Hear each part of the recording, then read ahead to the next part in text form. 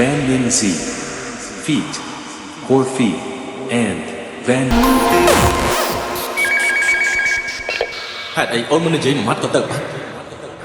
ហេតុអីអូនក៏ទុកបងចោលម្នាក់ឯងឆ្នាំនេះមិនដូចឆ្នាំមុន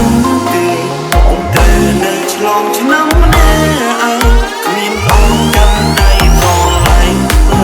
កម្មជួបជាមួយគ្នាឡើយបានត្រឹមងើយក្បាលសុំនេះទឹកភ្នែកបងក៏ហូរអត់ស្បាយចង់ទាញវាលីថយក្រោយយើងមួយចាំចូលជ្រោ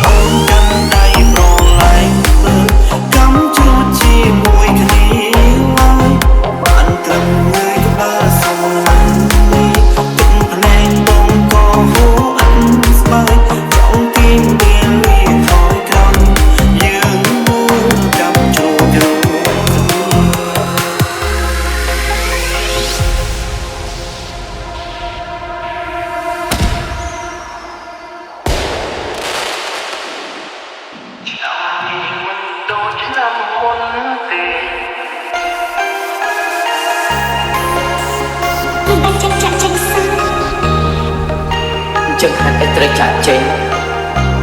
គ្រប់គ្រាន់ហើយលោកមិនបាច់ត្រូវធ្វើអ្វីទៀតទេខ្ញុំគ្រាន់តែចង់នៅជាមួយមីខ្ញុំជឿថាចិត្តក្រោយពួកយើងបានជួបគ្នាម្ដងទៀតរឿងរបស់ពួកយើងនឹងខ្លាយជារឿងជឿរំជួន